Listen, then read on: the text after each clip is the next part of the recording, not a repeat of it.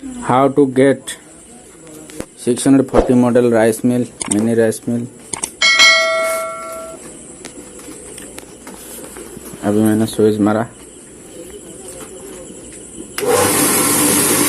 चालू कर दिया।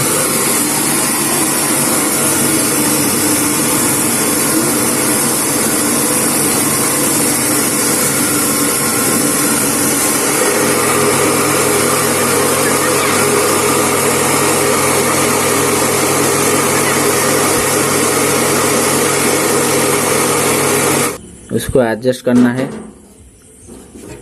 चावल जितना बारिश होगा चोपा निकल कर इसी तरह उसको ढीला करने से चावल में थोड़ा सा पॉलिश नहीं होगा।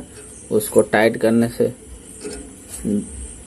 चावल ज़्यादा पॉलिश होकर निकलता है।